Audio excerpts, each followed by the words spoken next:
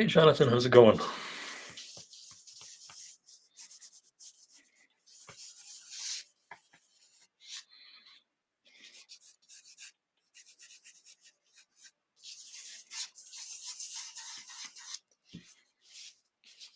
It is him. It is he.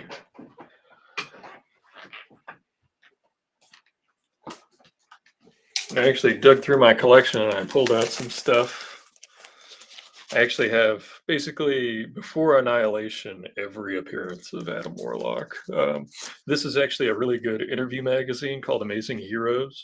And this is where I get some of my behind the scenes knowledge that I drop on folks. But yeah, it's an interview with Starlin. He basically goes through his whole career. He talks about what he would have done with Warlock. One interesting tidbit was that his original intention was to have Adam pursue the High Evolutionary and kill the High Evolutionary because the High Evolutionary, if you remember in the Thomas run, was destroying Counter Earth. And, they did a little bit of that in the Infinity Watch with there's the first appearance. And this was actually when I talk about old comics and stuff that were subscription based. This was a direct subscription issue because you can tell by how it's folded. They were folded and then put a little piece of paper around them. The first Warlock. Yeah, Amazing Heroes are great. And these were not like when I was working at a store in Columbus, like this was a $10 comic. That's the original price tag for this. I mean, and it's not in wonderful shape or anything, but like it's a solid copy. And this one was $20. But that's the first two. Strange Tales. This is a nice copy. I mean, this would be a 9 something. I have no idea what it would be, but there's no chipping, no. There's one bump on the spine. First Pip the Troll, first Gamora, the issue where he makes fun of Stan Lee, the two-parter, and then this is one that you also used to find in the dollar bins. This 3-part story in Marvel 2-in-1 where Aisha, her, goes looking for Adam Warlock. Here lies Adam Warlock. But yeah, I love this stuff. This was my jam. I used to always pick these up and look for them. And I have the whole run of the Infinity Watch, and actually have some artwork too that I can show people. I've shown the page from the first issue, but I also have a page that I got from issue 6. That's this page. There's Adam crawling out from wreckage.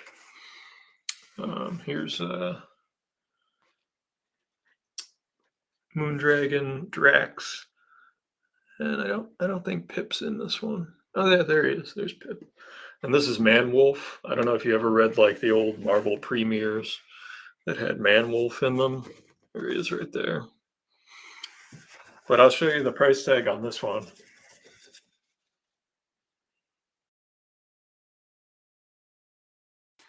$25. I actually found that one on top of a bargain bin.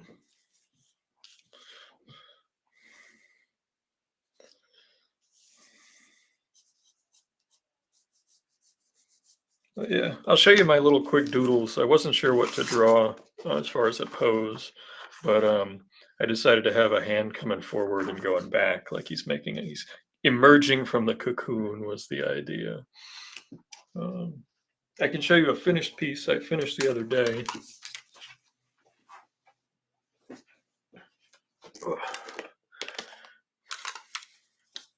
This is that Red Sonja piece that we were working on the stream before. And here's the finished piece. And yeah. Love the Skull Cave. Big fan of Skull Caves. I snuck in my character right here. There's Helena.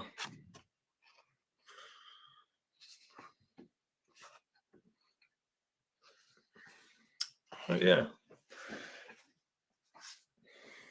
I got all sorts of comics, and Warlock was a character that I just I gravitated toward. I found issue 1 of the Infinity Watch in the dollar bin when I was young, and I just was hooked.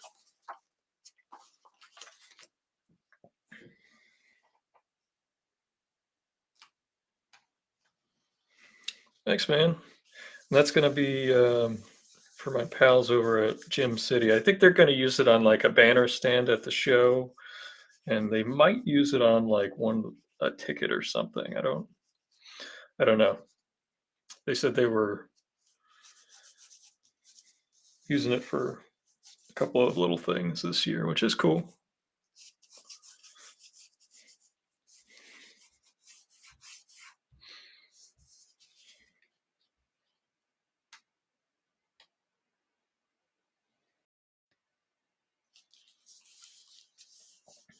Uh,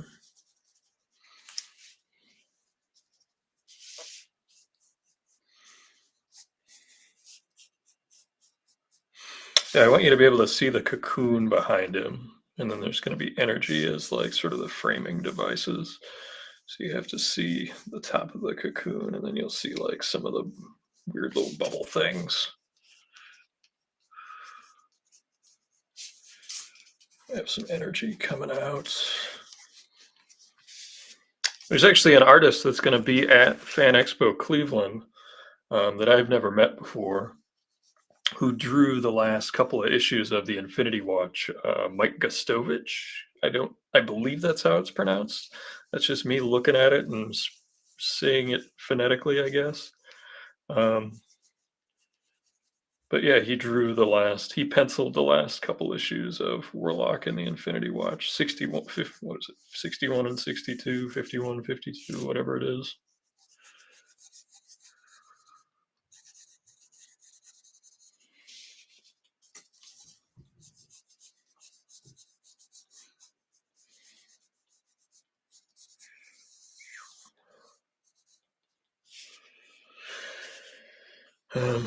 But yeah, he was a character that I just always liked, and I just gravitated towards it.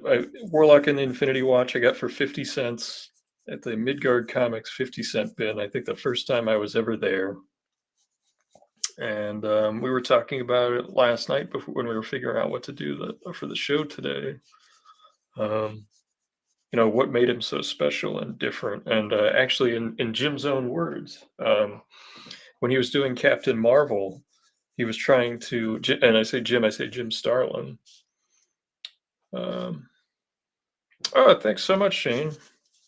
Yeah, I wanted the leg coming forward and one leg going back because he's still coming out of the cocoon. I try to have a little bit of I always do better with a sketch when I have a story idea. If I don't have a story idea, I do it just gets stiff and I labor through it. It's really hard for me. So like when one of the Cran boys gives me a prompt of like the one I did for Thor fighting Iron Man, and it was two very specific suits. One was like the King Thor, and I think it was like the Hulk Buster or the Thor Buster Iron Man.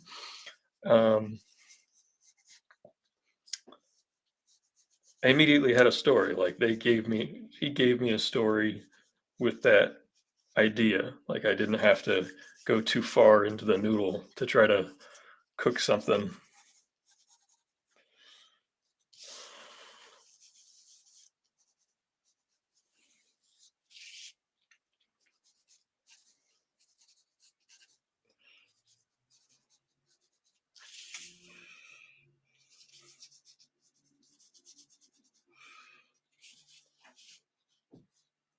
Thor Buster, yep.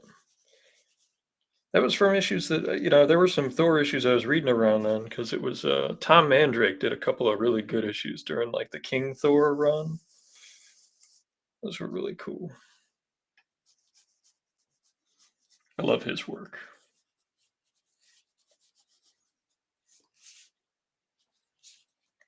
All right, I've started to get the shapes here, and I really have to work on the forms because they're just kind of like blurry now. And the right lines are between them somewhere, but I still have to make the decisions as to which ones are the right ones. And that can be very challenging, especially when I'm working on the stream like this. Get a little anxious, get a little nervous still.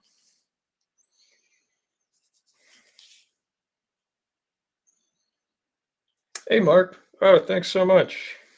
It's a work in progress, as you know. Thanks for popping in. I know you're busy cranking out Werewolf with a Chainsaw, and the Jay gave me a copy of that Christmas comic, the Dark Knight Returns Christmas Santa Claus comic, which I think they're both available at Rubber Chicken. Yeah, Isaiah. My construction lines and shapes are really just like I want to get energy in now, and I want to get a bunch of energy because I'm going to spend the next 2 hours like trying to wrench down it so it actually looks like what it's supposed to. I think that this hand needs to be coming forward a little more, needs to be a little bigger. This leg's going to be a little smaller because the knee's further away, but not too far. We might actually cheat on that leg a little bit. I'll show you one of my cheats later.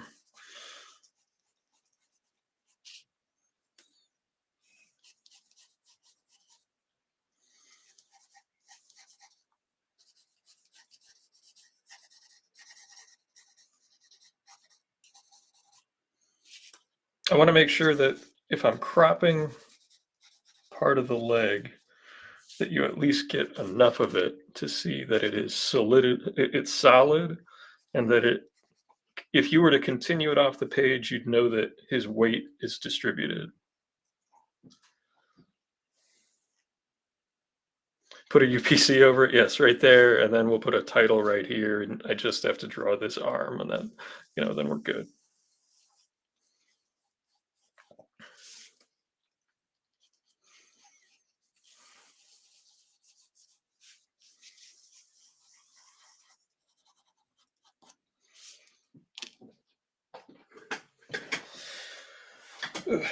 Grab a seat.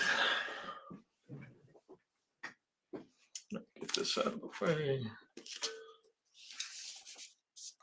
All right.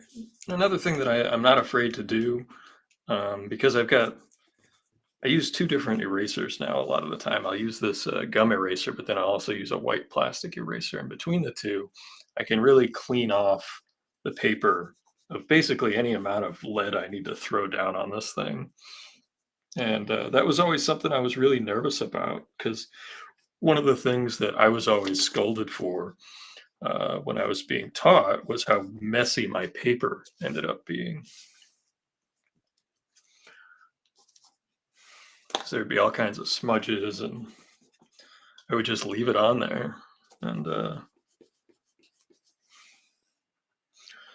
one of the things with Adam Warlock is he's cut, but he's not gigantic, so we can't have him being, Hulk sized. So let's start to think about our shapes here. A little bit more.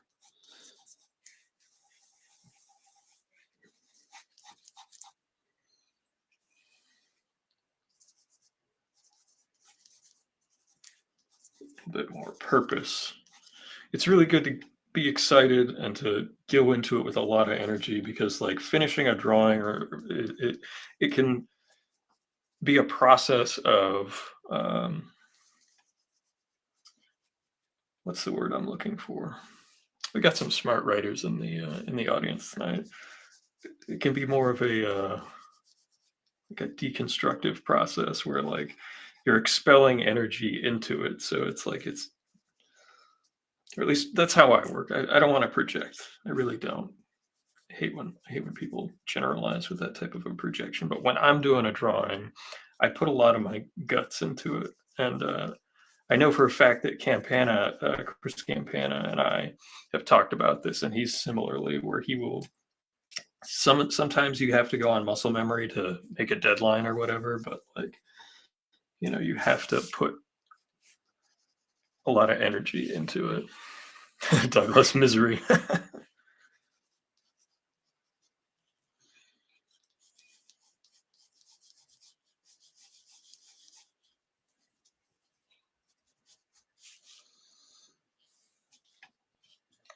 don't think I want. I think I want to make that. I want there to be like a twist in the wrist, like it's coming forward.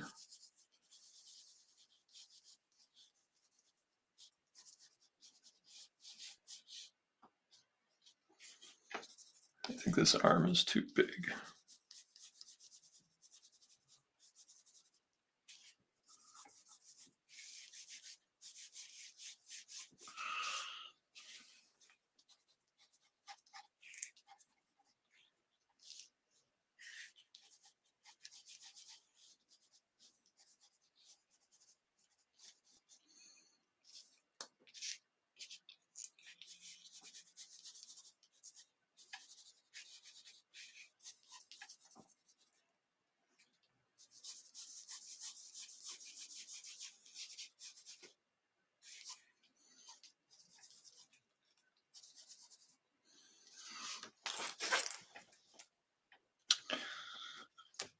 Move this over.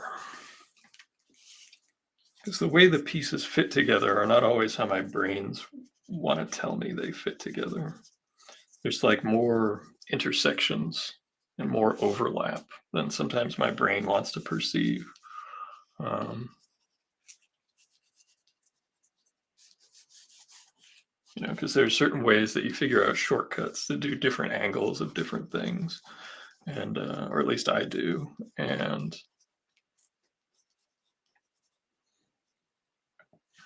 that's where his neck is.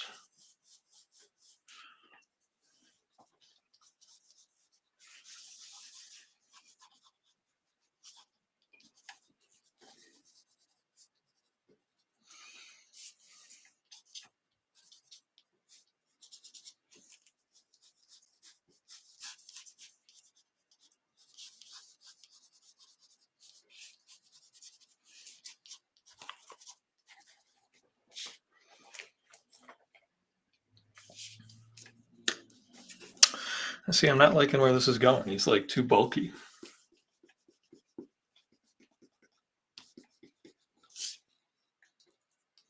My original sketch, he was definitely had more height to it. I think I've been too focused on this arm, so we'll just take it out completely and go back to work on the torso. I'm trying to get that to be more correct. Today was a stressful day, so my brain's a little fried, but you know, I need to be able to work through it. Convention coming up. I put my basic sketch rates in the description. If anybody's going to be at Cleveland, would love to see you there if you'd like a sketch. I don't do color at road shows usually for watercolors because it's just too much to bring on the plane and everything. So if you're looking especially for a color piece, just hit me up in advance so that I can do a good job. Of course, now I run out of lead because that's the type of minor frustrations that happen at a long day.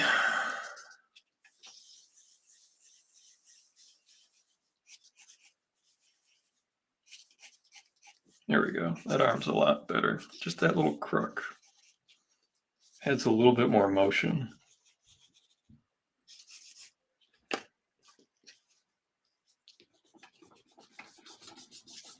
It's too big, so we just blow that up. I think we had the shoulder angle pretty well right. Scapula.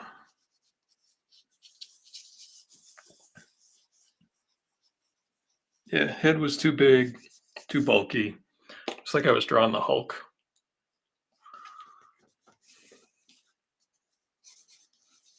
Because I think of the, you know, like the Gil Kane figures. I don't draw like Gil Kane, but I just think of the elegance and the form and the body shape that he was. Try to at least get some of that silhouette built in.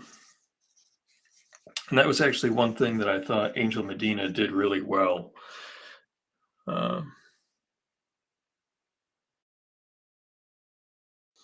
Oh, thanks, Shane. Awesome. Thank you. Clicking a pencil 78 times and the lead doesn't lock. and then come down. Absolutely right. That gets a spotlight just because that has been one of my current frustrations just with, and it's not a big frustration. The Magus was slipping in there. Yes, exactly. Ridiculous haircuts aside, I love the character of the Magus. I do. I think it's a great depiction of uh, doubt and fear of what you can become in the future. And it just is like a great superhero uh, comic book version of being afraid of who you might be when you grow up or get older or whatever. And that was, and I was wondering if this was the first character that I ever read about who, like, a central tenet to his existence is talking about suicide, like, and not in a light way, and like a, you know, of course I dropped my pencil to add to the other minor frustrations. There we go.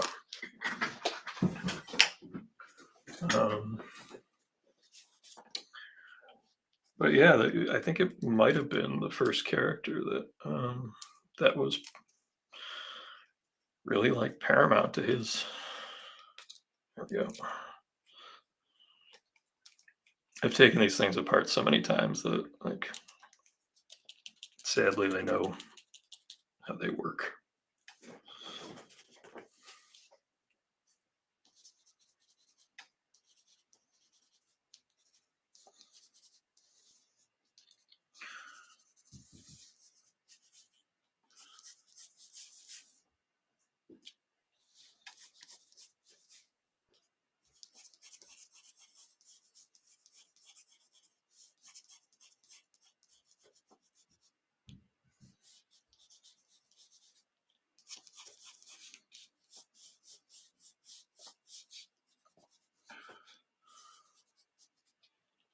And you can start to see where the proportions are way better than they were with the last little layout. We have a neck. The last one didn't even have a neck. It was so bulky. Now that's kind of like an unfortunate thing that I blame myself for, where sometimes it's like I've been drawing these gigantic characters like the Tick, and then lately my undersea hero. Um, that sometimes my default is too exaggerated. It just is. I wish it wasn't, but I see the power in the exaggeration, and it's tempting to try to apply that in places where it shouldn't be, where something with a more delicate touch would be more effective as a visual. And Adam Warlock is not. Even the Kirby, like, with the exception of the Kirby stuff, maybe, but like, he's not a character that I think should be drawn with or without some sort of like subdued aspects to his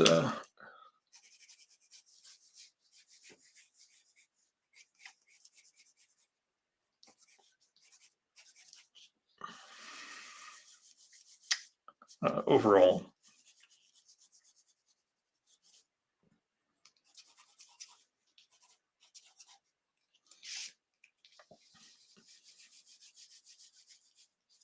Portrayal. That's the word I was looking for.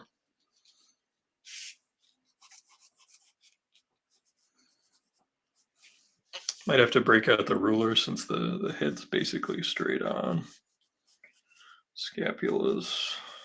You can just see part of that one.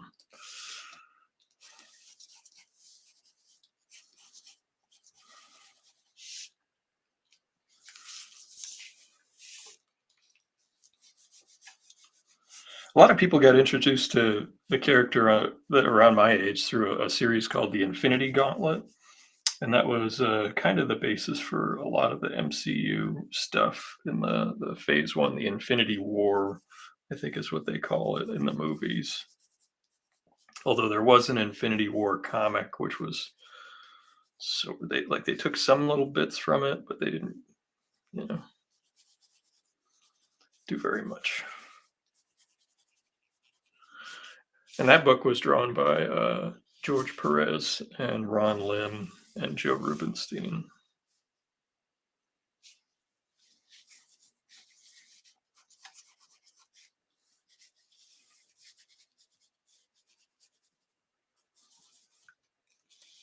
The design they're using for, I mean, the fact that, you know, I've almost made it to live long enough to see this character in a movie, which in and of itself is just absurd. Like, if we're being honest, it's absurd.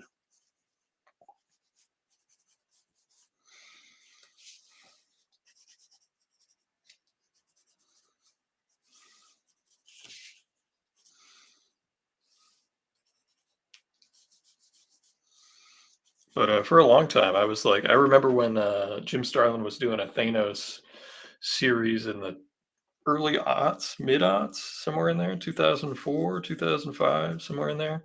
I was absolutely the only person in the store with it on their pull.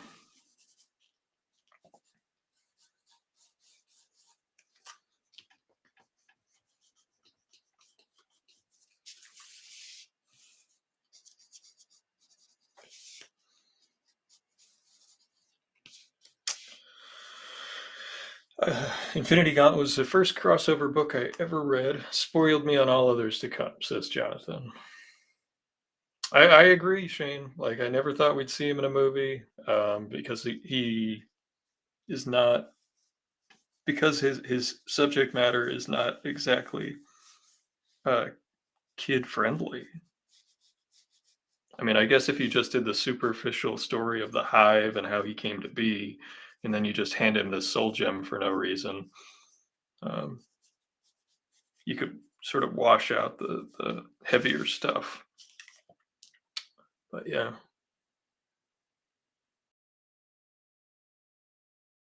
Oh, thanks, Douglas. That's very nice. But yeah, Infinity Gauntlet, like the first one, was a huge deal. Like, it was definitely, like, at the time, when I was a kid, the X books were paramount. But that was a book that was talked about. Infinity Gauntlet was talked about on the playground for sure. Which costume should we do? Should we do the classic lightning bolt? I'd kind of like to draw that one.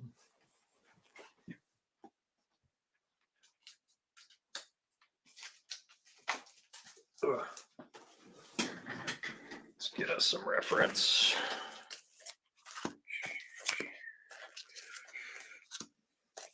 There he is with like his wizard costume. Here's the lightning bolt. Lightning bolt. Kirby. Lightning bolt. I guess that's the classic cane. Let's look at the cane one.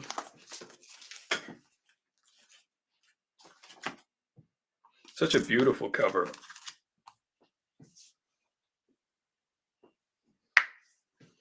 Shane, were you running a store at that time? I mean, I know at one time you were running a store. Were you selling Infinity Gauntlet new off the shelf?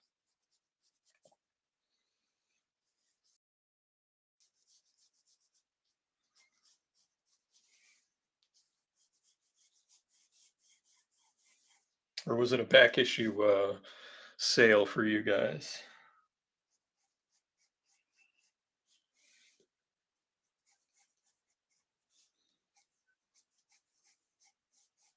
This one has much better shape than the last one I was doing, gotta tell you. I was getting a little nervous. I was gonna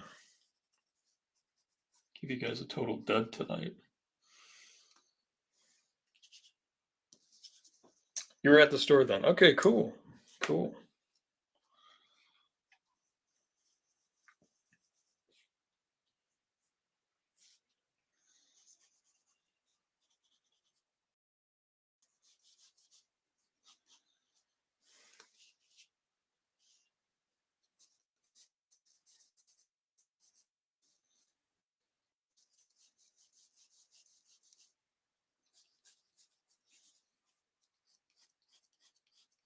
I always like hearing about folks who owned or ran or worked at stores at different times.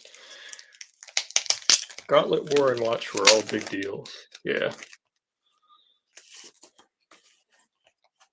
I read my comics, I take them out.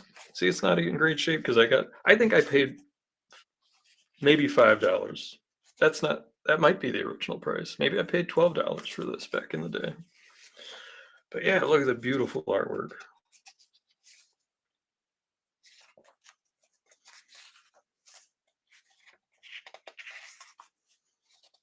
Goes through the whole history with Thor, Man Beast.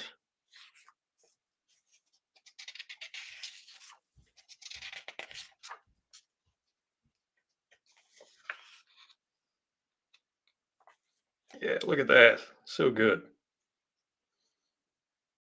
Coming out of the cocoon with the high evolutionary. Some of his creatures. So cool. So cool.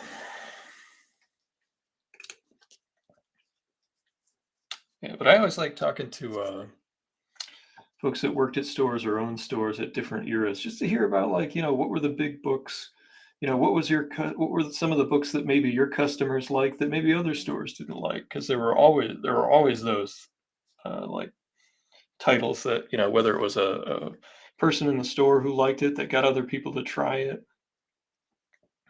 um,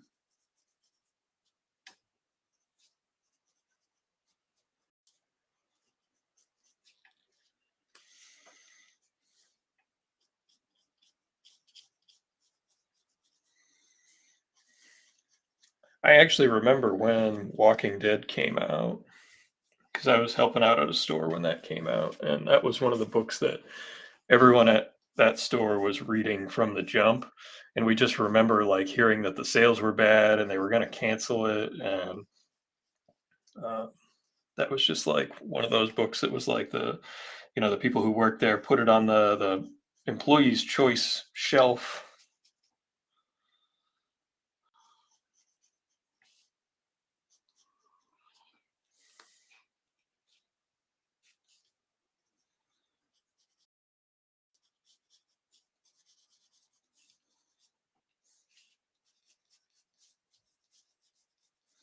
I thought about working on Undersea Hero, but I'm trying to not spoil the jokes that I've been writing for that one either. Douglas, I might have to send you some of my stuff to get some notes. I'll pay you for your time, sir. I won't. Shane says, we knew a guy with a store in a college town that sold as many milk and cheese as he did X-Men. That is awesome. Evan Dorkin. And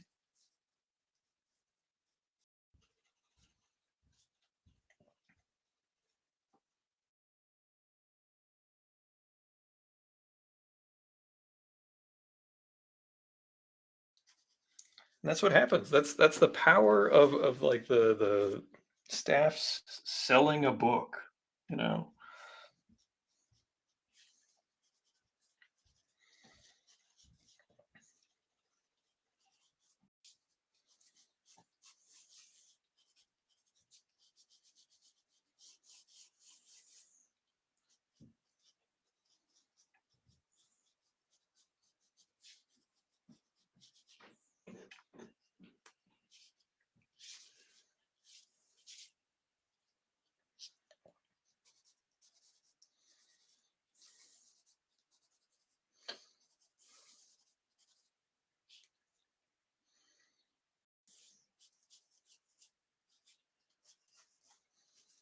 Yeah, because X-Men comics, like with kids my age, it was like that was you had to read X-Men and then also something else. Like that was the book that we all had to.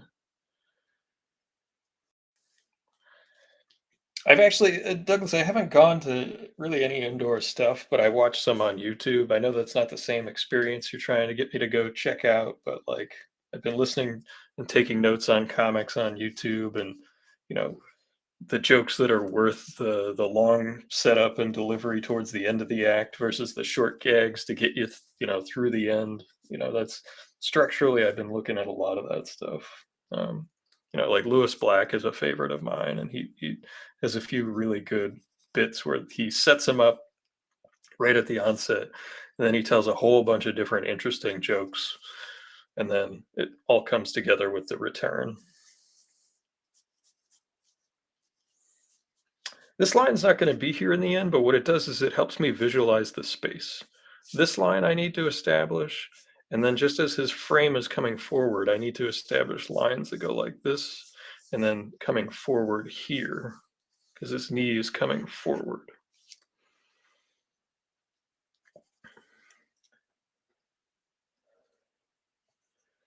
The Cran Boys all read X-Men as Guardian Wars and Mark Wade's Flash because I put it in their poll, says Shane. Hey, Mark Wade's Flash was terrific. It really was.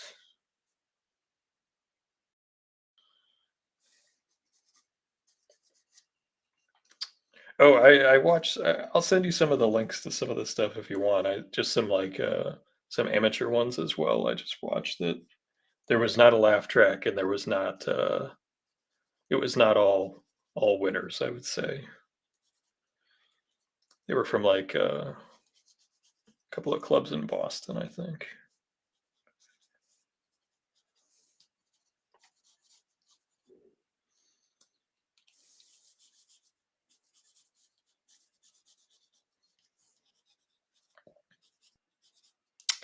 And I think you're going to be. I think you're going to be disappointed at the cheesy, cheap laughs that I go for at times. But I can wholly admit, from a comedy writing standpoint, I'm probably not better than that. Like, you're better than this. No, I'm really not.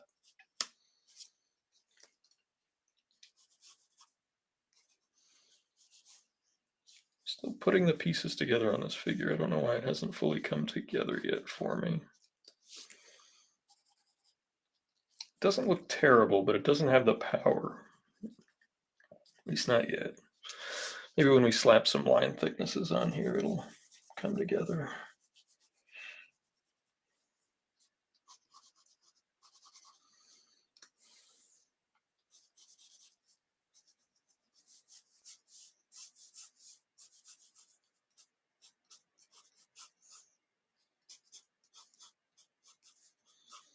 One thing I'd like to point out with Gil Kane's work, especially when he would put, whether it's a costume character or whatever, he was very selective on what things he would define in musculature. And you can see he can draw every muscle that there is. But when he would put clothes over them, he'd be very selective in picking the right ones that would show what he was looking for. I'm just looking for an example. High Evolutionary's wearing his like big ridiculous suit, so that's not helpful.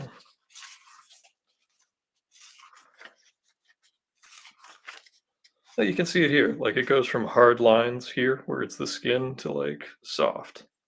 You don't see it quite as defined. I still managed to draw mine bulkier, unfortunately, but maybe we can tighten it up some. Get some erasing going on in here, so we can get our light source and start filling in like the rest of the objects. Now, what's interesting about his belt is that it is shaped like this instead of straight across, so what we have to do is come up.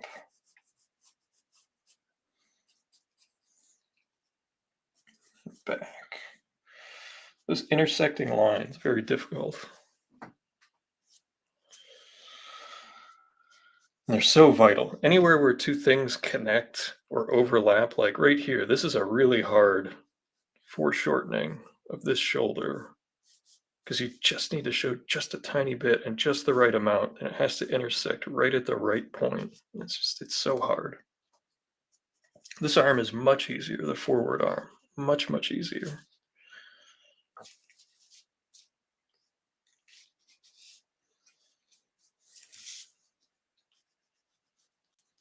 Am I planning on getting anything in Cleveland? Well, if I could get, there was a place called Nathan's Deli that had like a 2-pound cream puff. I don't believe they're there anymore, unfortunately. I believe they closed. But if I could travel back in time and get a Nathan's corned beef sandwich and a cream puff, that would be something I would want to get in Cleveland.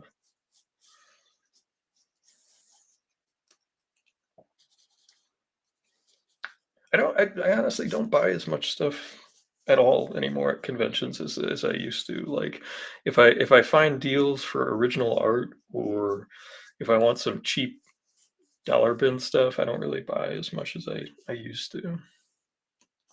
Although I've been thinking about, there's a show around here that's like a monthly show that I used to set up at. It moved to a different town. I'm thinking about just going for the hell of it, just to goof off.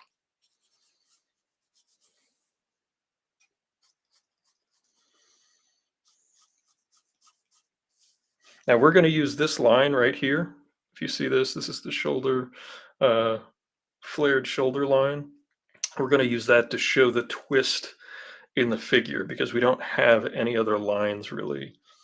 And I don't have the musculature down right there yet. But what we can do is we can show that it cuts back.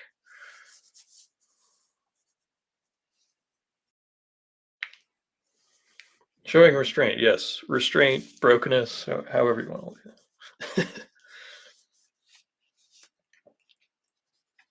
I do like to, if there's a creator who I haven't met before and I like their work, I'll bring one out of my collection to get signed, and I'm perfectly happy to pay the signature fee or whatever it is. Especially with, like, older creators that don't have, that they make their living doing conventions now.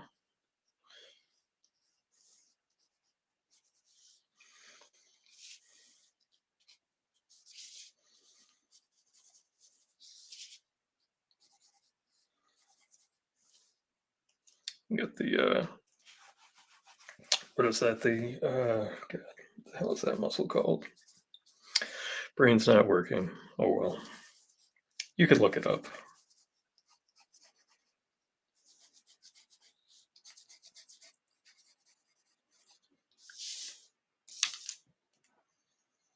Watch for the Superman display by the baggage claim at the airport. It's pretty cool. Oh, thanks, Shane. I'll definitely check it out. Jonathan, maybe. It could be a thing. It could be a thing. I just have to make sure it's not the same weekend as Cleveland. I haven't looked to see when. I don't remember dates so well. And if it's not, then probably, yeah.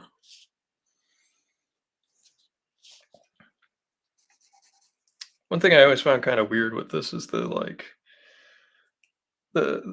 accent on, like, the side of the shorts. I don't know.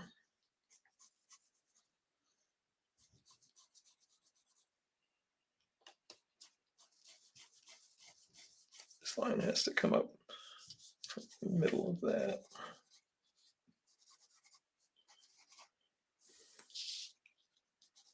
Okay, here's where the other hip is. It's over. Chest comes in front, hips coming in front like that. Then the other hip is right here. And we're not going to see the whole knee because it's going back. We're actually seeing the top of it. So when you see the top of it, this is the trick I was talking about. So I'll draw this basically like long hot dog shape. And then at the end of it, I usually, if you cut it in half and then you cut that half again, draw a circle at the end, and that'll get your basically the right overlap amount for the back leg.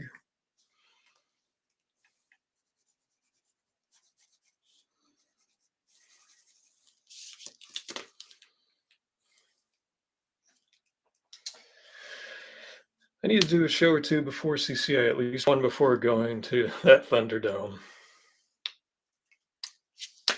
It's the 19th. I don't know. When is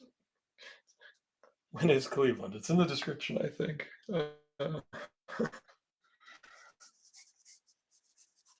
And I can't see my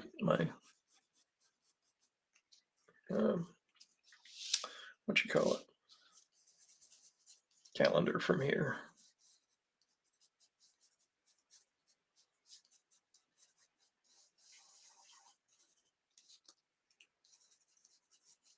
Now, the cool thing about the cocoon is that it's just like this blobby mass that you can have fun with it.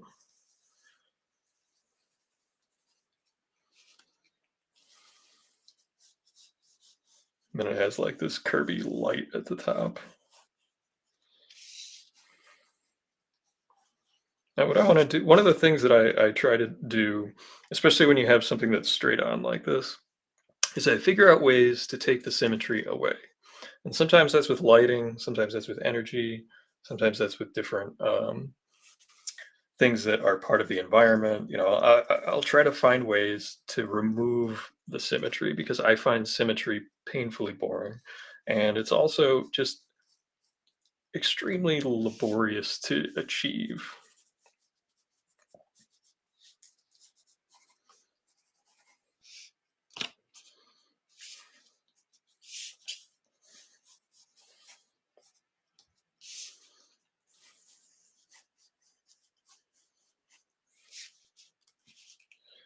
One energy coming that way. Let's have two on this side. Have one come down like that. And let's just have some cool, like, smoke framing the figure.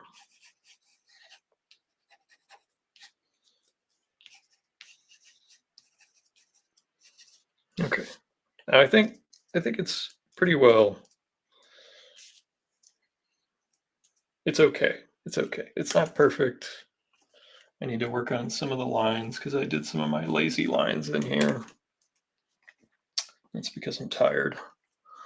I can recognize my lazy lines. It's just infuriating.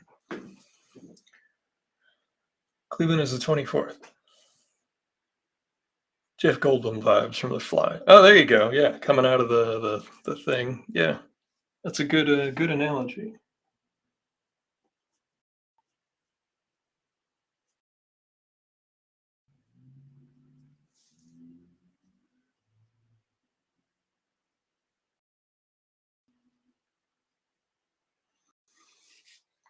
Shane says Cleveland's the 24th. So yeah, we could probably do that the weekend before. Yeah,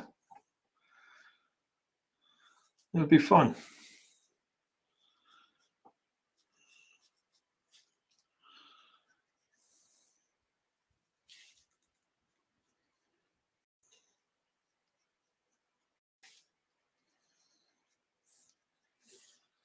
I have no idea how much it is at the door anymore. Is it like, has it gone up to like $5 now to get in?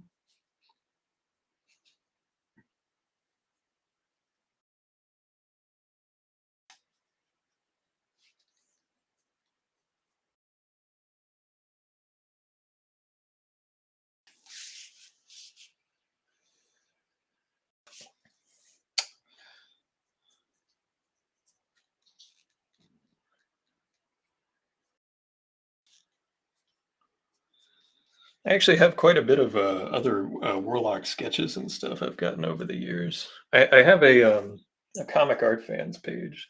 If you ever wanted to check those out, it's all over there.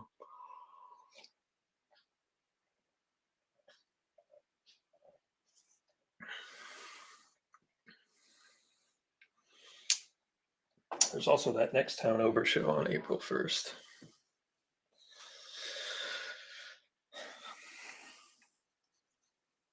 I don't remember which one that is. I saw that Bill Plimpton was going to be at the Northeast show, and he's doing like an animation seminar, which that's pretty sweet.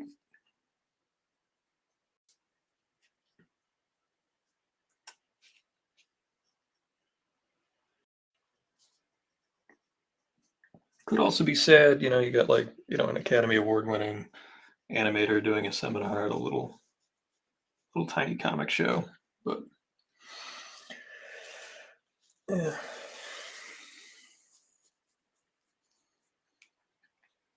I don't know if anybody in the chat ever saw the Marvel Masterpiece trading cards that the Hildebrandt brothers did. But back in it was I can tell you exactly what year it was, 2003. They put basically every prelim from the painted card series all on eBay all at once. And this was actually the Hildebrands doing it themselves. And I actually bought the Adam Warlock prelim by Greg and Tim Hildebrandt, I think for $25. fully rendered pencil illustrations signed by both of them. And they just, everyone was going after, you know, the Wolverines and stuff. It might be right here.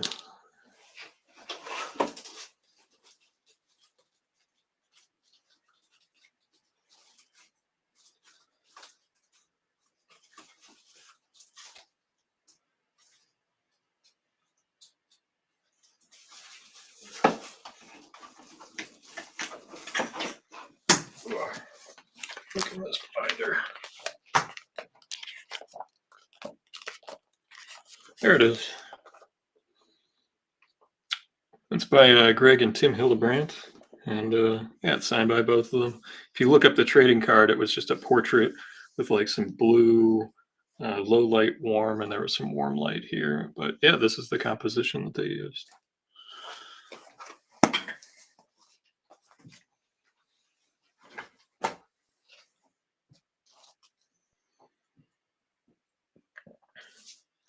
Yeah, everybody was driving up the bids on like Wolverine and all the ones you'd expect, you know, super popular characters.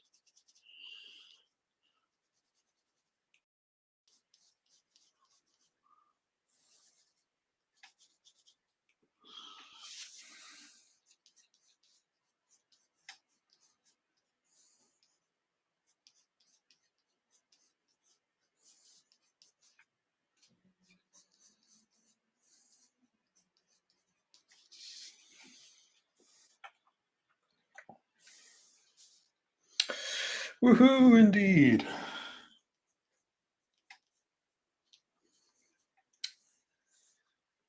I've seen people online like already poo-pooing just the way he looks in 2 seconds in the trailer. I don't know. As I said earlier, the fact that we exist in a world where there was a bunch of people willing to pay millions of dollars to put him in a movie is just absurd. It really is, Shane. You're totally right. There is a beauty, and there always has been, for having like, you know, a favorite B character or just a less popular character that you read or collect or just dig the stuff. And it's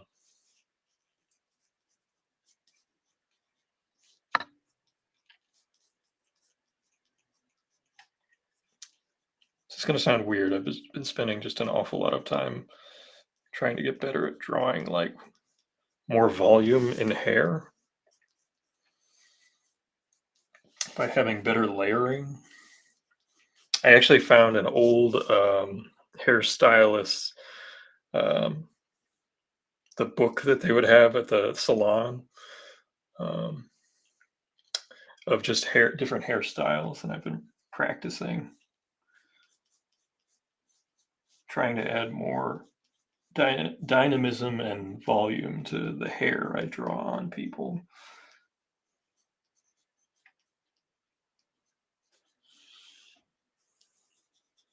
Because it's real easy for me to just fall into just bad habits of drawing the same 6 hairstyles over and over again.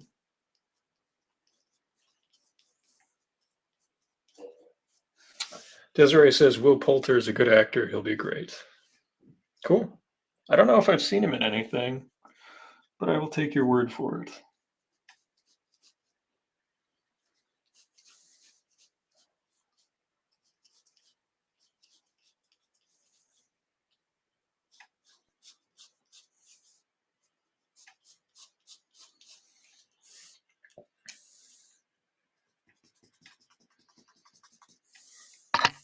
I've just been like beating the crap out of paper lately with so much, because I've been able to erase. Like I haven't been able to. Oh, I did get a shipment of stuff.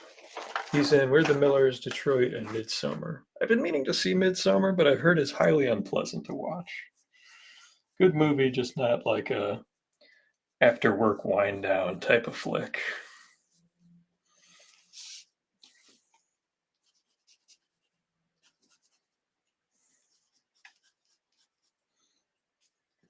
There we go. That's a much better framing on those shoulders. Look at that. Much, much better.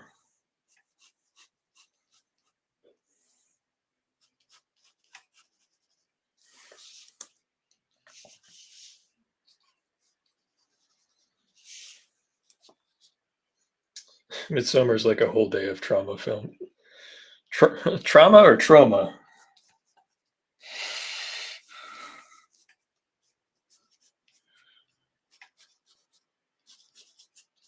This needs to be. See, this is another one of those lines that I'll draw just so I can see where this shoulder meets here and this one's here so that I get the point of his flare to hit his body at the right spot. And then I'll just erase it because it just, it's so important to me to get those spatial relationships. And it's maddening when I mess them up. If I look at a piece and I just see the spacing is off and I'm just like, it's just being lazy.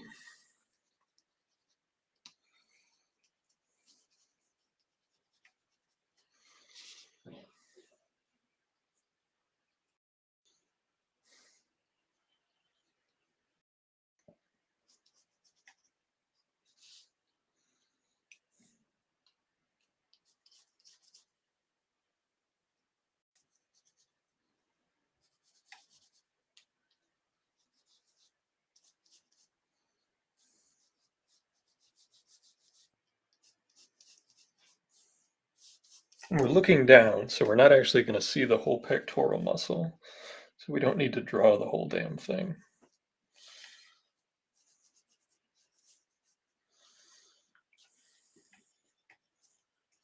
I'm talking to myself there. That's the kind of thing that like you'll hear if you could hear in my head while I was drawing.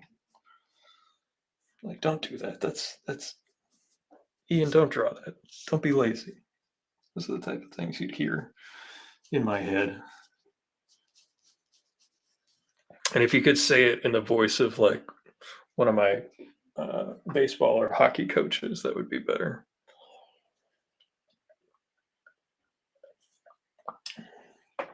I can hear those voices. Because my old man was never a yeller. He was not a person to yell ever. But varsity baseball or hockey coach, I think that's like half the job.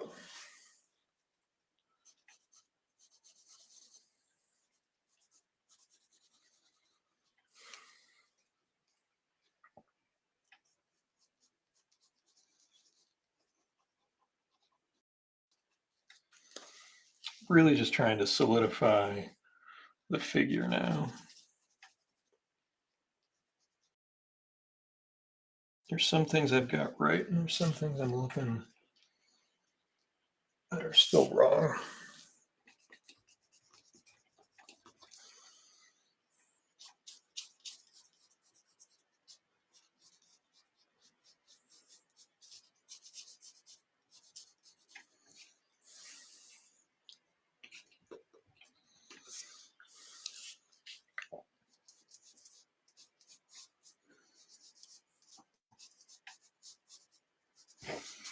I did see a couple of commissions that people had done recently at conventions for people, and I really like the idea. I just have no idea what it would cost or if there'd be any demand for it. But they were actually just one-page stories.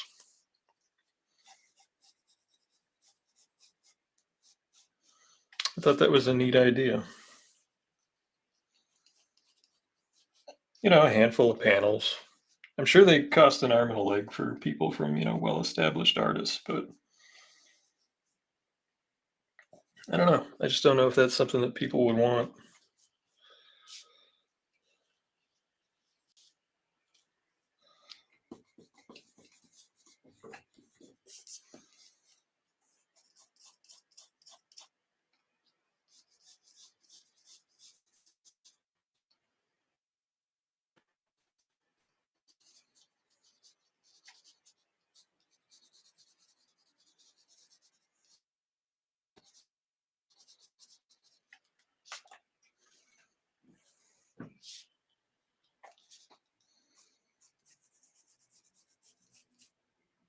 I feel like this needs to come forward.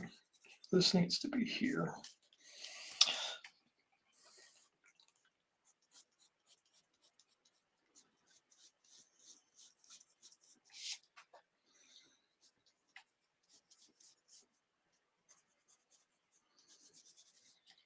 It's where my eye is deceiving me.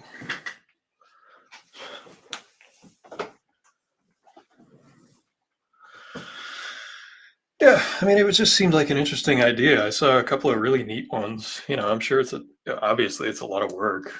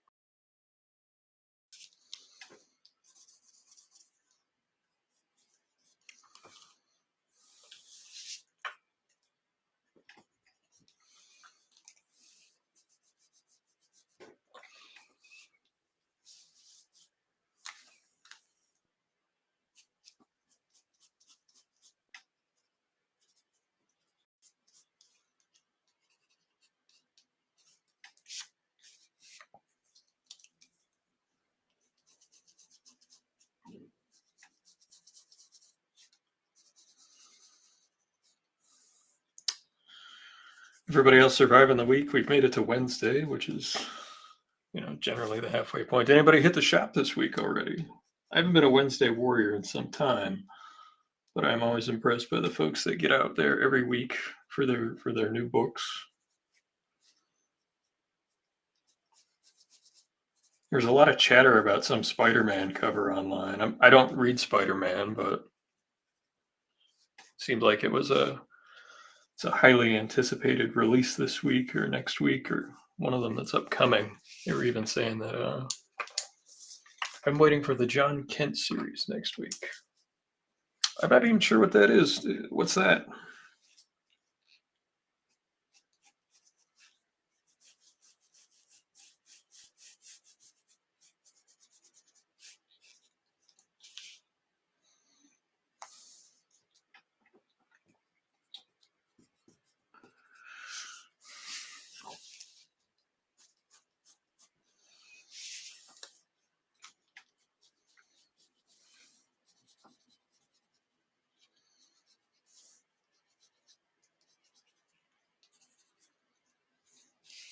Superman's son is a miniseries starting next week fighting Ultraman, who's killing all the Kal-Els across the universe. Oh, cool. Oh, that's Superman's son? The Super Sons comic book? They made a show out of that?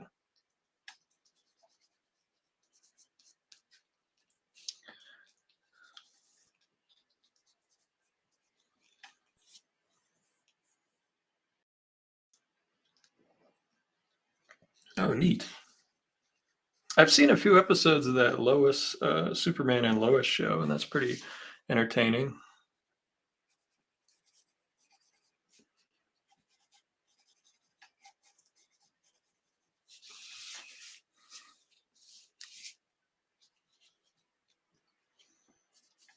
You can see I messed up where the hip needed to be, so that's why I had to erase there. This is the center. This is where the top part of his belt needs to come up.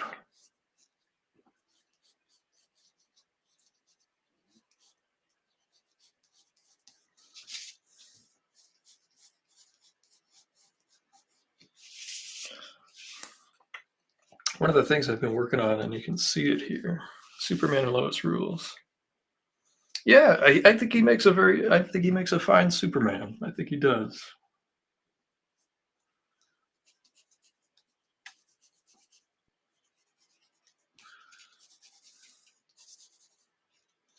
I can't imagine he'll be in I don't know what they'll call it, the James Gunniverse.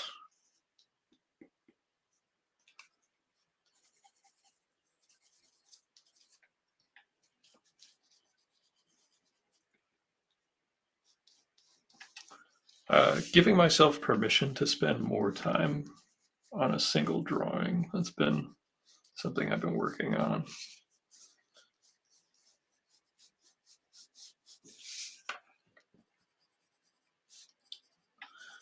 Been so trained to rush through things.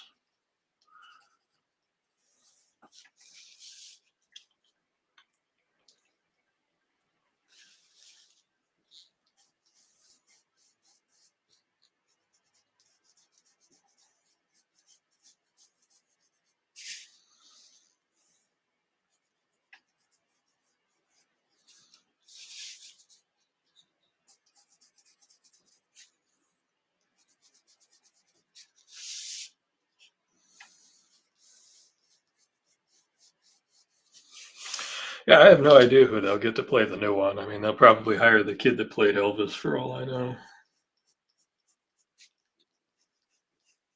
Which is a coincidence because they almost hired, or no, they didn't almost hire, but they had Kurt Russell read for Superman for the Chris Reeves one, and he had just done that Elvis biopic on TV.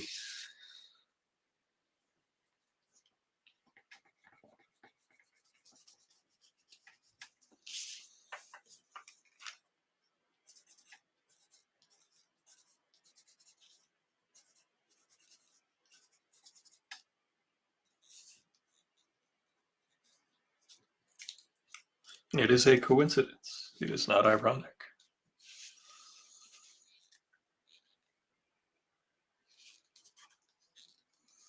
I found as a lifelong fan of the Elvis Presley music, I found the movie entertaining. Oh, I forgot about he had a gold armband. See, and that's another cheat right there. And the beauty of it is because it expresses volume and it breaks up the form. Yeah, we have to include it. Anytime you can add an easily identifiable geometric shape, I find that in my own work, it makes it easier for people to perceive because they can look at it and instantly know whether or not you drew it correctly because it's just a cylinder or a cube or a pyramid or just simple geometric shapes that then go in and help people interpret the work and read it.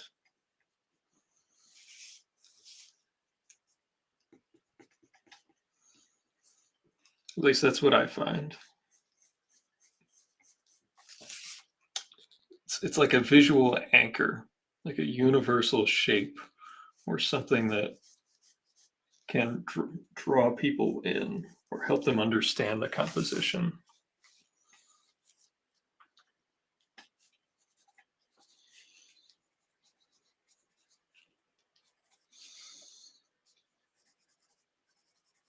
And also, anytime you can break up the different textures, I find that that helps too.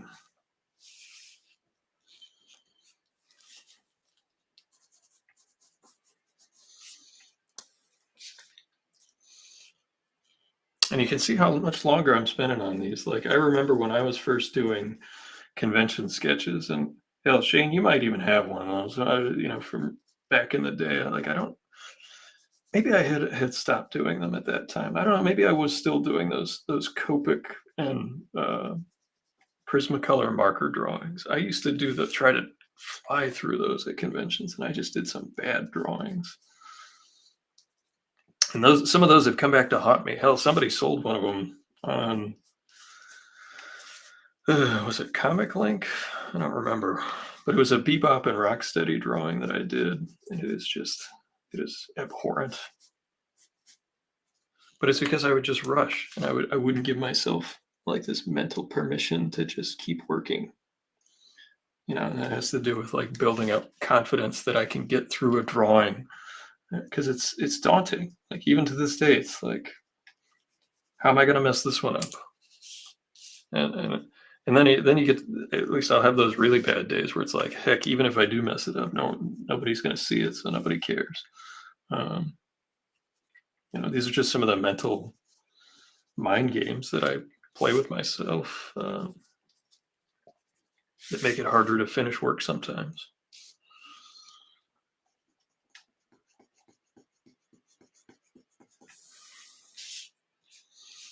That have been, drilled into me.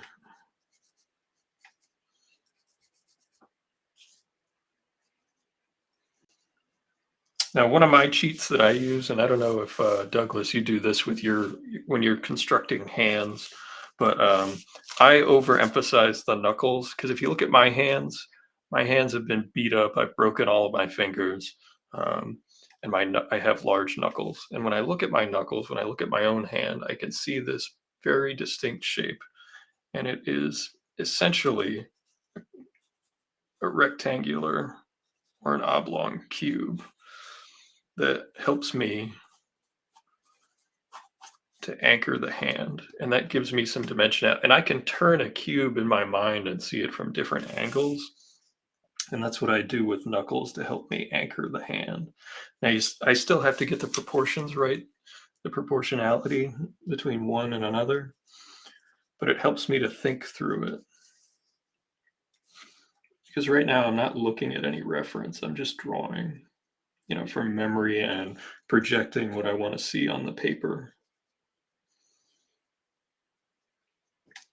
I can't, some people that I find infuriating are the ones that see the finished picture in their head and they're just tracing it on paper. Um, Kim Jong-gi was famous for that with the way he drew with pen. And he had a constructive technique, but he definitely had an endpoint that he'd already seen. And for this case, I really just had a feeling. I didn't have a finished image that I wanted. And I guess when I have a feeling,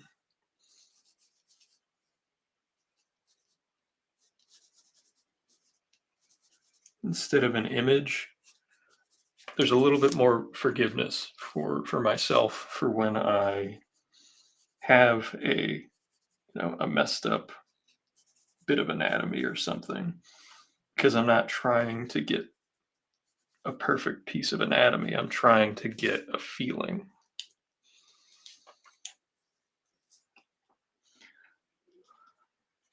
And sometimes I won't know until a couple days later if I got it. I'll look at it and see the execution. I'll critique that, but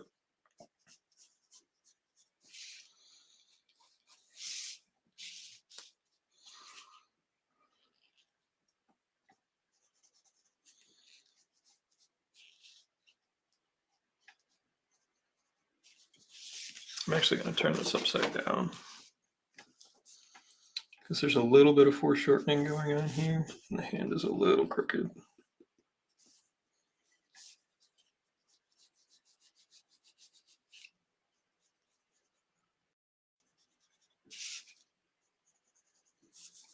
And the thumb is always bigger than I think it is.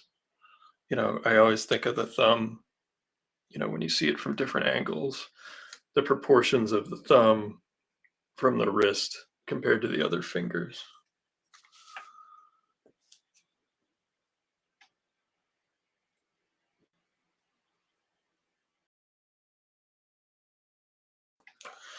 Douglas says he uses the knuckle line as the frame or foundation, but I'd say I concern myself more with the posture of the fingers as they are moving in relation to each other the way they actually would, i.e., middle two fingers move in tandem, pinky leads the way, etc., etc. That makes sense. No, that's a perfectly. It's probably more consistent than what I do.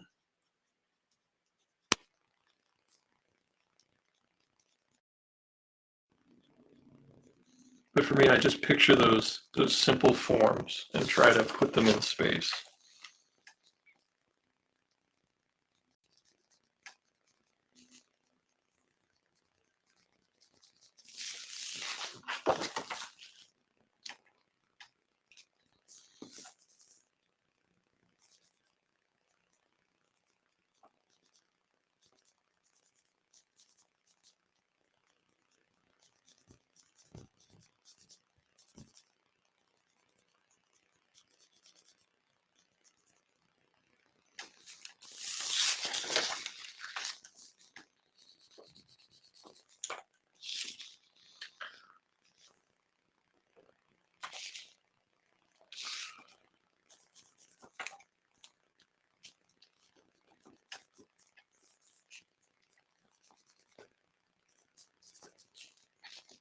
making little tweaks as I go. There's going to be little differences here and there between what I intended and what gets finished at the end.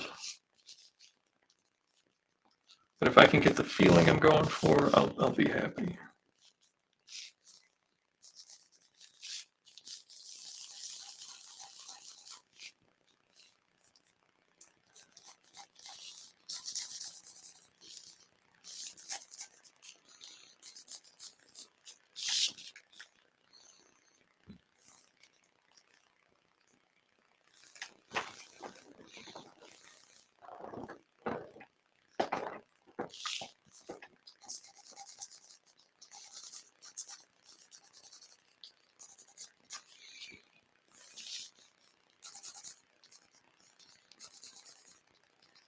Learning how to draw even kind of proper knee joints also took me a long time. I used to, if you look at my early drawings, everybody had like either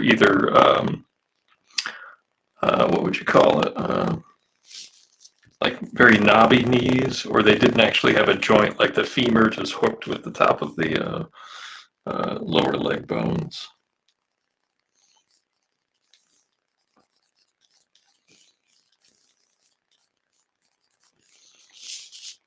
But you can see on Gill's, they're exaggerated, like they're lengthened a little bit. Like even the space, like his kneecap is all the way down here, and then he has this extra space here. Either that or this line delineates the center of the kneecap, which maybe that's the case. Maybe both portions here are the kneecap. Yeah, that would make sense. Oh no, I touched it with a pencil. It's an expensive comic that got. It's no longer a 2.5 or whatever this would be.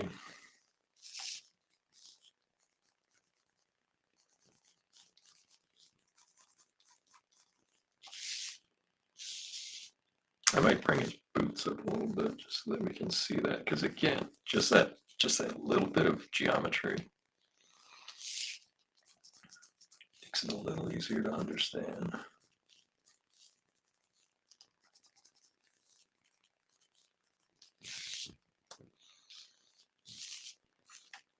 This line here needs to be just a little lower. There we go.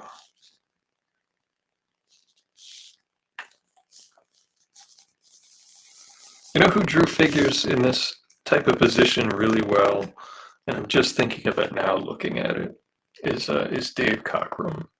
If you ever look at Dave Cockrum's characters coming forward in a scene, he always did that really well, whether it was like John Carter or heck, Giant Size X-Men #1. This arm I kind of wish was coming forward a little bit more, like it was coming this way. I mean, hell, I might erase it and redraw it. Let's try to get at least the other legs put in and the other arm, and we'll take another look at it. See, I keep having to add just a little bit more meat to this. Got the knee joint that comes down.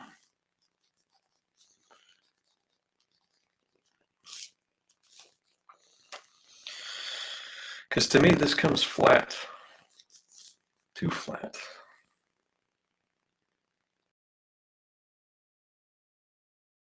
I don't know. We'll see. We'll see. If I'm being critical of myself already. It's that self-doubt creeping in. Now again, drawing the top of the knee, like I'll just draw this in here so that you can see it. There's a cube here, an elongated cube, kind of like that. And it rests in the middle, and you actually see the back of his leg in the overlap. It's a little too meaty, but you do need to see the back there.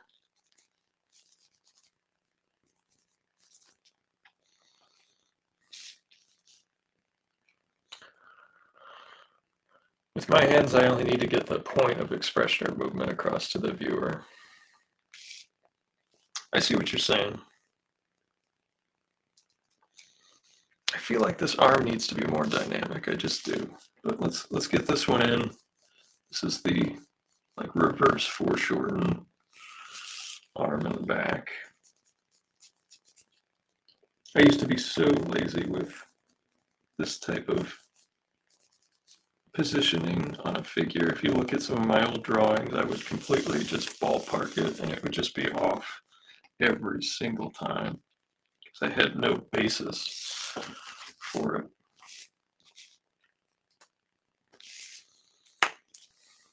Yeah, we're gonna blow up this arm and bring it forward, make it more dynamic. Anyway.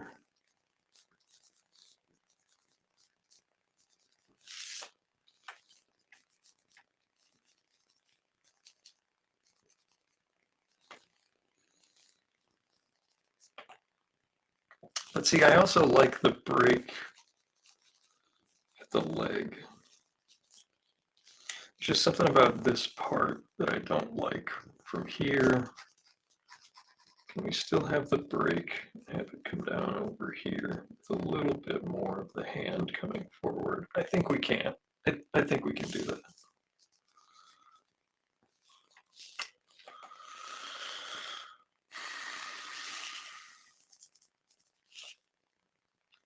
And we've got like the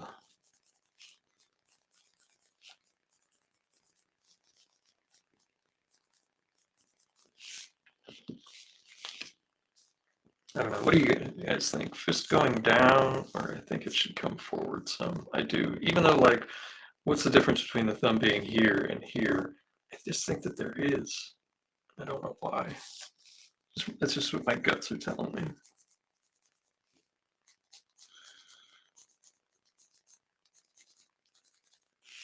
Hey, look, my guts have been wrong plenty of times. Been me. Hey, Michael, how are you? Good to see you this evening. How are your drawings coming?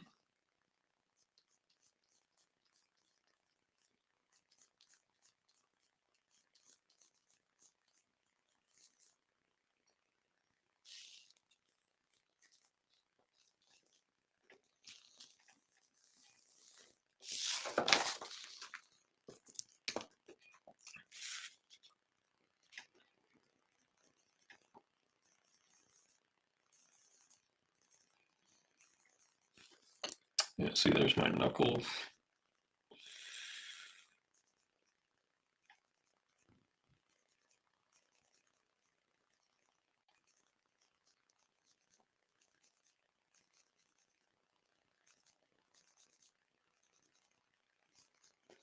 Because when you make a fist, they're not a straight line.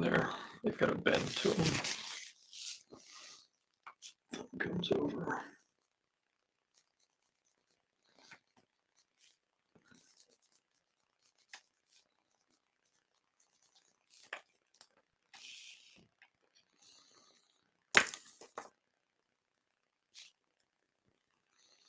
Yeah, I think it needs to come to his right just a little bit and a little bit more forward.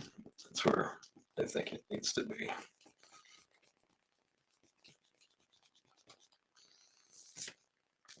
Might have to break out the electric eraser to get some of these lines out, but hey, I'll do that off camera so you don't have to hear it.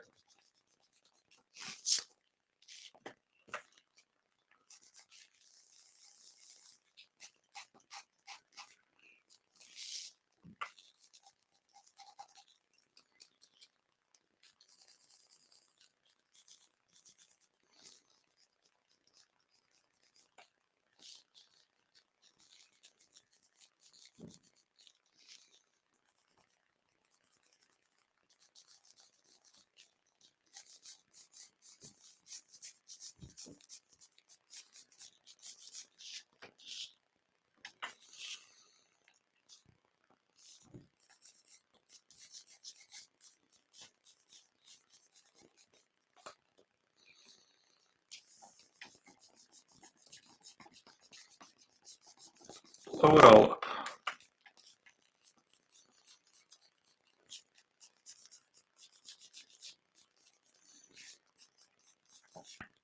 Remember, you know, when I'm having a bad confidence day, like I will lose the ability to just go in there and do this. But Tonight, you guys are giving me some extra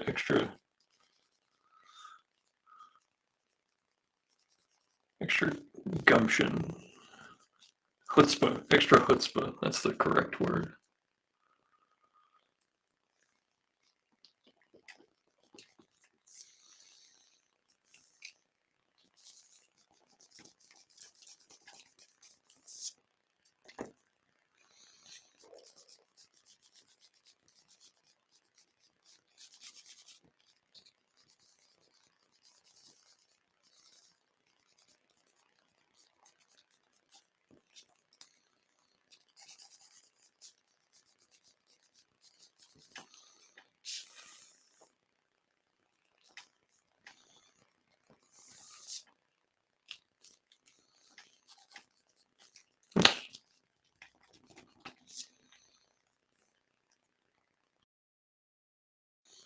Ah, thanks, Isaiah.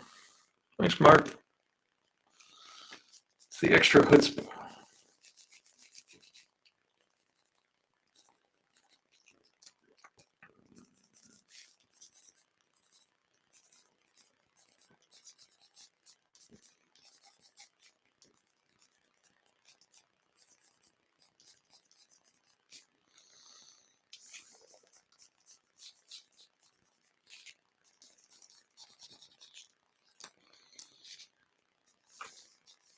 Too short? Question mark. Well, I'm trying to have some of the fist coming forward, so I have to. It'll be more foreshortened. You'll see the thumb even underneath it, so the arm is actually coming forward more instead of just down. That's what I'm hoping to achieve.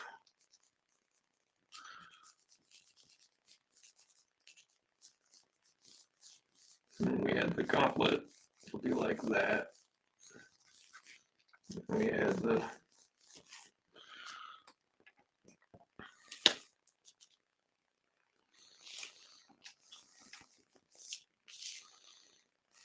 or should he have an open hand? I don't know. If he had the open hand, it would be like that.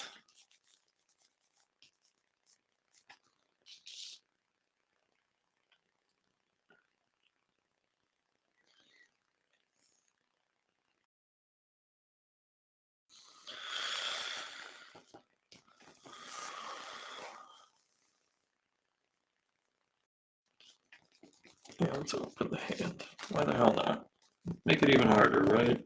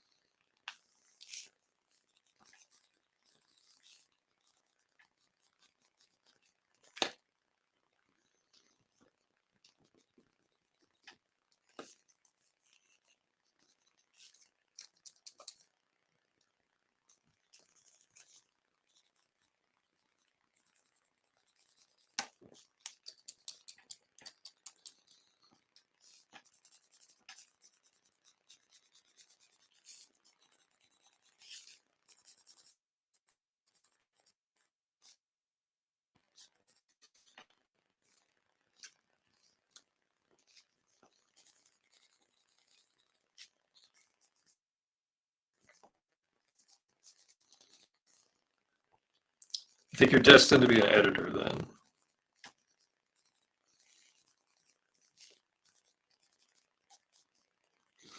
That was actually one thing I did find frustrating about being an editor. I love working with different artists and stuff, but there were times where it was like, if I can just go in and fix this thing myself instead of sending it back and waiting for it to get done and using more of their time, and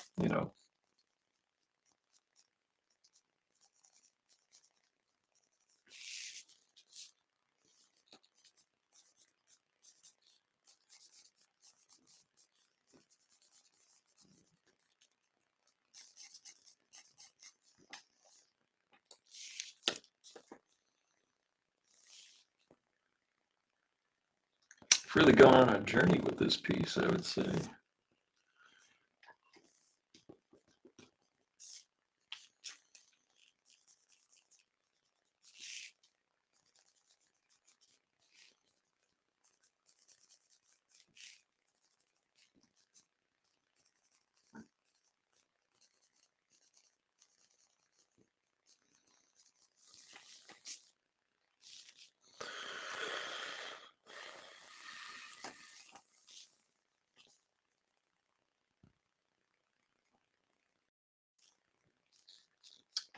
See, this is a tougher hand because there's foreshortening on each of the fingers.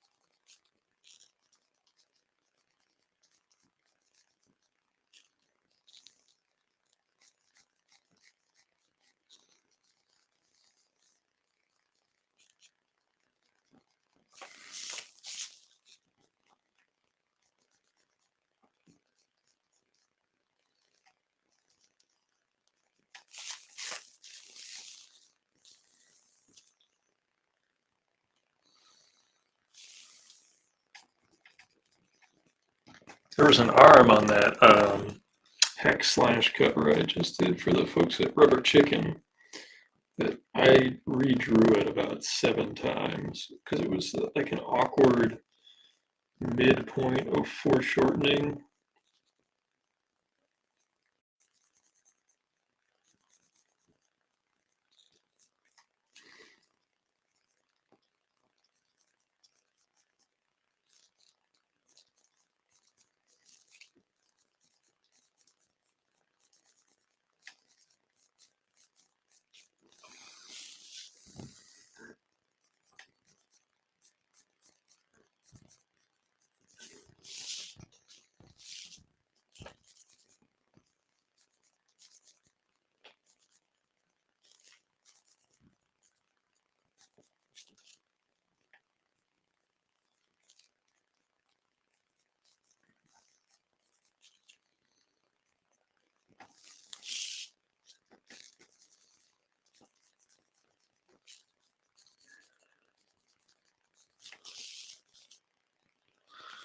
My head's always in the way of the game. Was that like this? Was that all the way forward like that? Oh, okay. That one's fuzzy. There we go.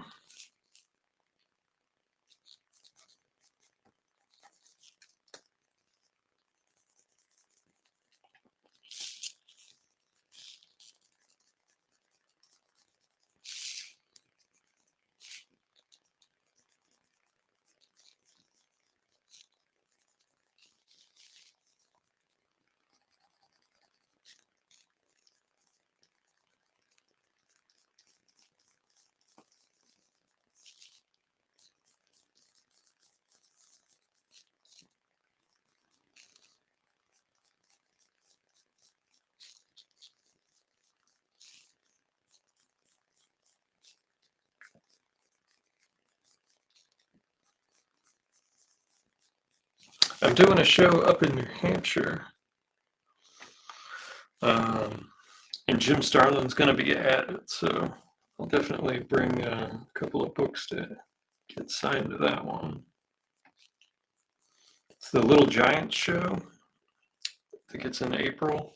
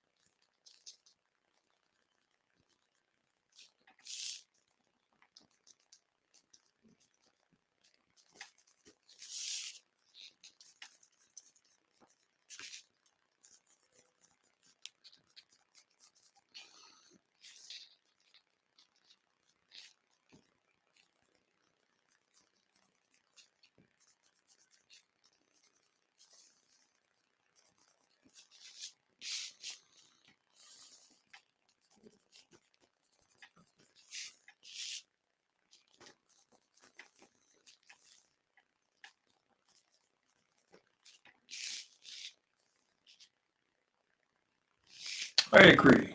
Thanks everybody for sticking with me on the journey of fixing this figure.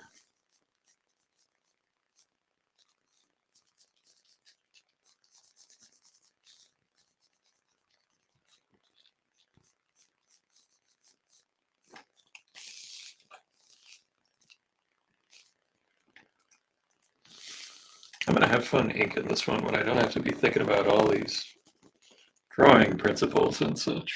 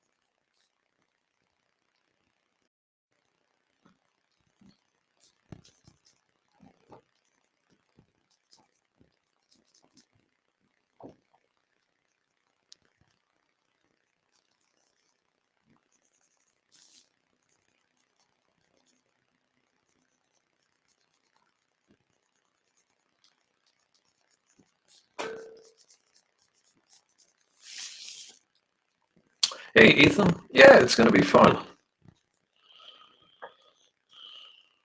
I'm looking forward to it too. Just the simple fact that it exists. I think James Gunn makes entertaining flicks. You know, could he be the next character that gets turned into a punchline? Of course. But if it's done out of love and enjoyment and it's fun, you know, it's a very heavy character. Like he's so entrenched in some heavy stuff. Of course, when I'm a teenager discovering this stuff, I'm like, oh, this is the greatest thing ever. It's super dark and heavy and blah, blah, blah.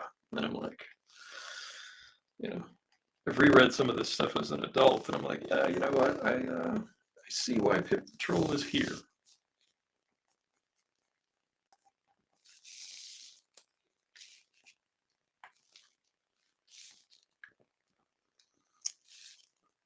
What are you working on, Mark? You working on the next Werewolf with a Chainsaw installment? Or do you have a top secret project or drawing for fun?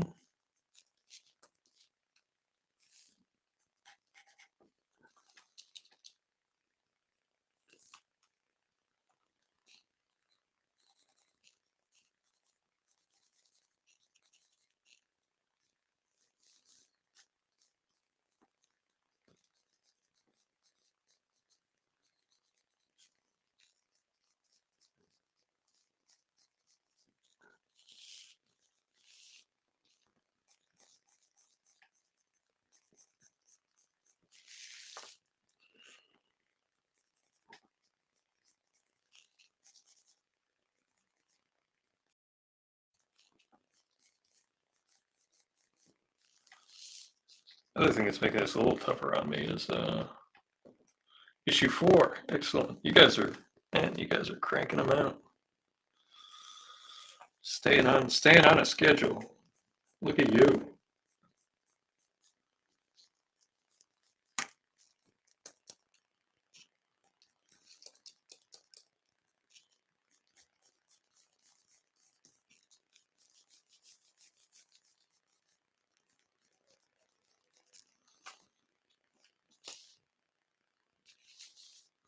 Oh, thanks so much, Desiree. Enjoy your dinner.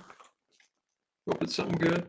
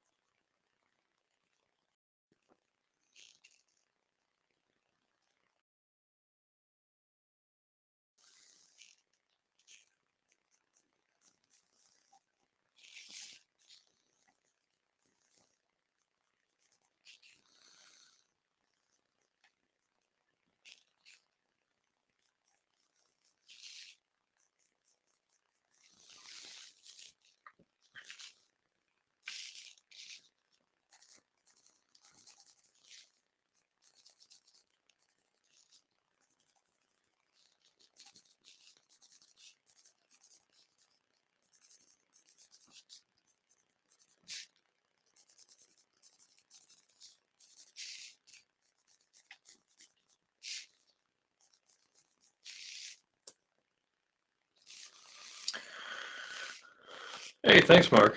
Absolutely will. And, we've been doing pretty well. Barring any unforeseen setbacks, I'll keep making the live streams. I enjoy doing them. There's a couple of people I talked to about maybe having them on as a team up. I'm trying to drag my buddy Craig Russo on here, and um, I talked to Joe St. Pierre, but he has a much different schedule than I keep. I don't want to ask him to be exhausted just to hang out with me. Let's see if I can get my buddy Nate on here. I can see if he'd do it. Mark, we'll get you on at some point. Maybe come on and we'll both draw some werewolves or something. That would be fun.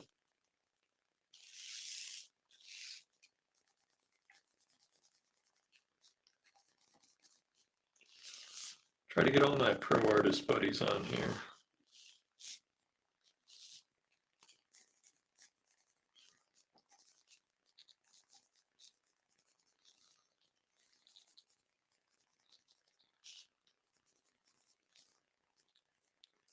One thing I did want to bring up, and I've been getting them mostly through, I have an ArtStation page that has just a handful of like concept illustration style stuff to maybe pick up freelance work with like video games or whatever. I've been getting a lot of scam emails lately for fake gigs, like people trying to say like, hey, do this work and we'll send you a banker's check in 6 months or whatever for this amount of money. And I don't know, I considering turning off that page just because of the amount of spam I get through it. But I've known a couple of people that have done some work without any sort of contract or getting paid up front, and that's really, or even really researching who it's coming from. Oh, awesome. Yeah, Mark, we'll definitely do that for sure.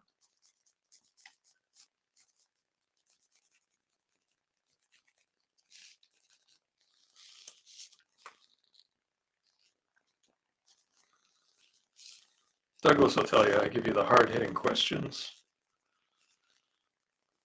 Nothing but journalistic integrity here. No, I pretty much just ask like, what do you like to draw? Do you prefer kitties or dogs? And my hard-hitting questions.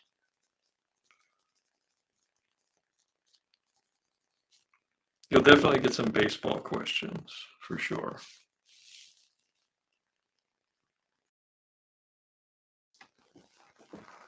You missed the question?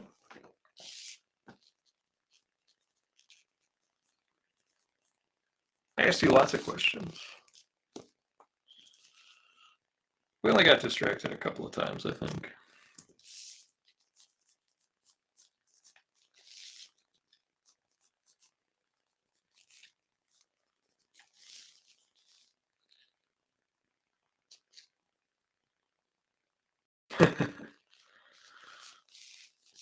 No, I just said if Mark pops on that you would be able to tell Mark that we ask nothing but the hardest of questions on this stream. It's taken very seriously. We expect journalistic integrity.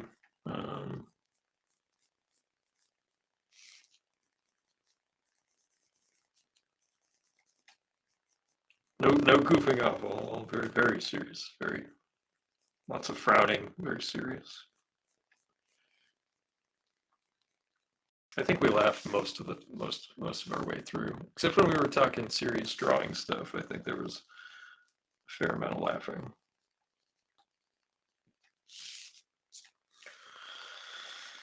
All right.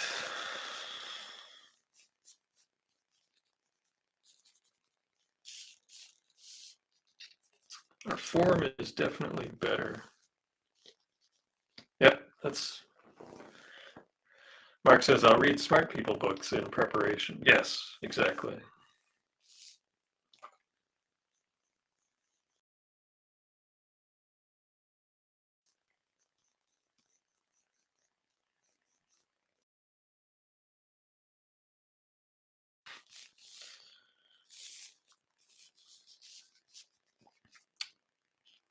Do you prefer Huckleberry Hound or Droopy Dog? Which is your favorite luminary of animation?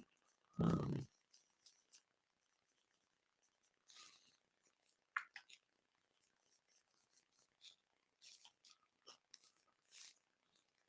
yep, yep. At no point will we mention Jabberjaw or the gorilla, the great gorilla.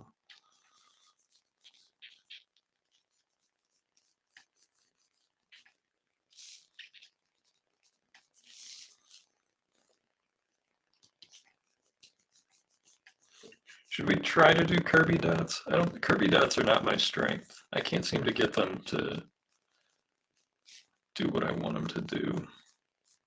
I do much better with just like energy blasts.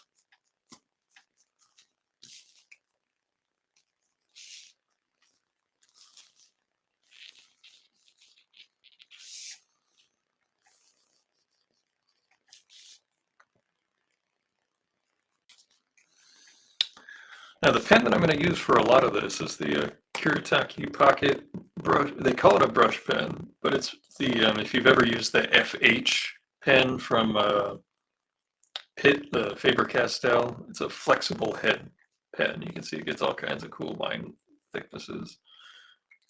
And I just bought like 8 of them.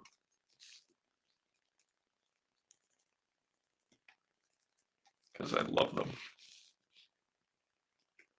Huckleberry, because he was a cool blue color. Exactly, perfect. These are the questions that need answers, the questions on our minds about the human condition and long since canceled, hastily made Hanna-Barbera cartoons.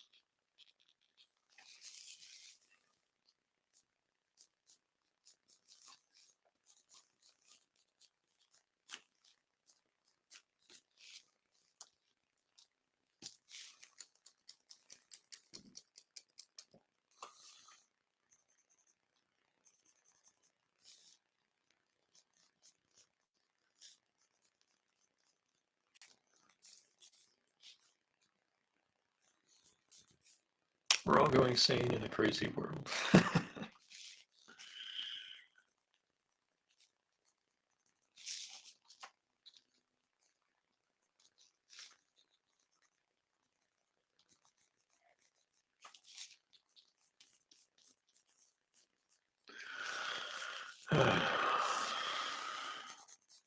This has been a fun challenge.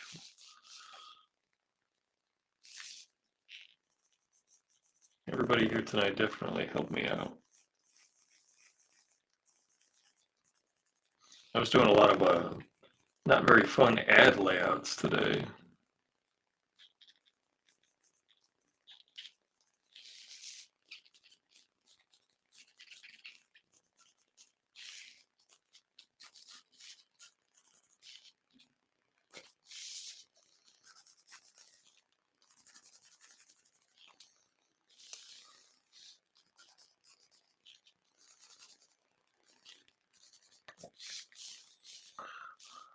Gotta pay the bills, man. Ugh.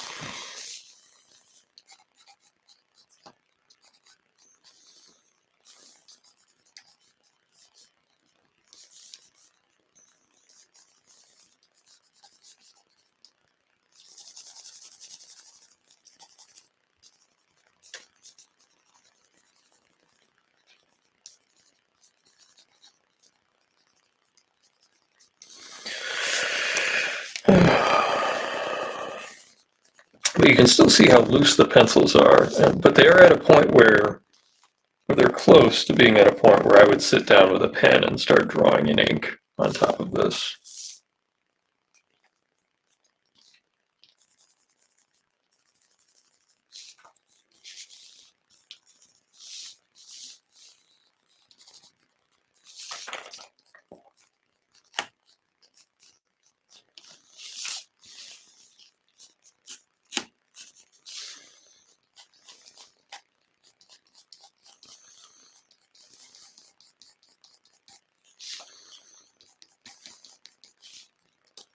So as you can see, we're going to have a strong light source behind us. So we're going to be able to throw in all kinds of fun shadows, like even just on his face. You'll see some shadow here, a little bit here. We can even have some that comes up to the nose like that.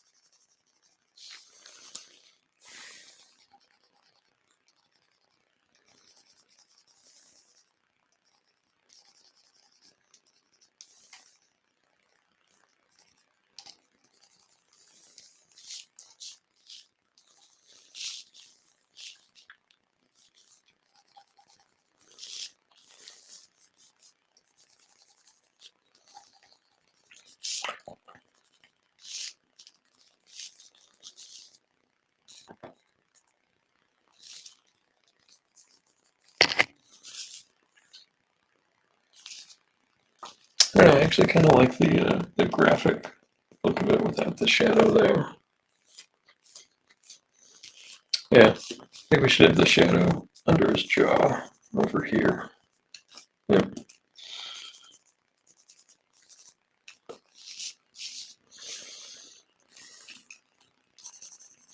When I'm doing like a cover or whatever, a lot of this I'll work out in the prelim. It'll be a lot tighter than, obviously since we started from here, you can see there was even a question as to open hand this early. I thought about having the fist coming forward like he was leaping forward, but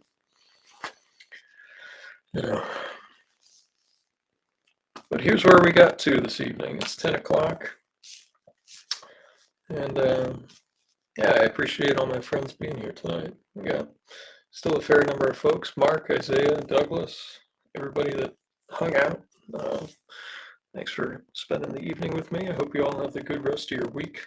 And good luck with everybody's drawings that they're working on right now. And I hope to see you next week.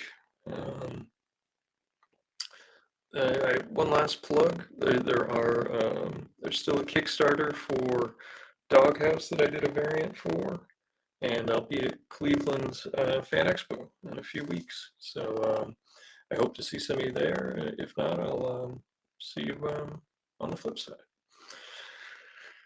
Good night, everybody.